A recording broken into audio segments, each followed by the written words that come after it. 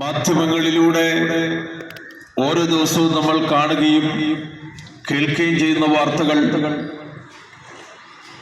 നമ്മെ ഞെട്ടിപ്പിക്കുന്നതാണ്.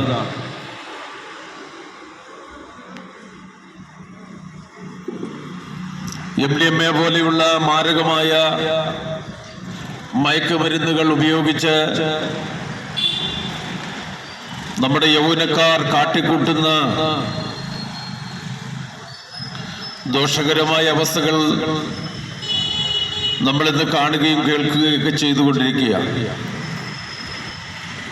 ഈ കഴിഞ്ഞ ചില മാസങ്ങൾക്ക് മുമ്പ്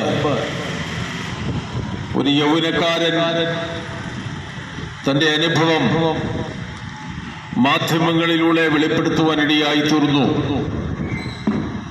താനെ പുകവലിക്കാത്ത ഒരു വ്യക്തിയായിരുന്നു, മദ്യപിക്കാത്ത വ്യക്തിയായിരുന്നു. തൻ്റെ പഠനവുമായി മുമ്പോട്ട് പോകുന്ന സമയം തൻ്റെ കൂട്ടുകാർ തൻ്റെ അടുക്കൽ വന്നിട്ട്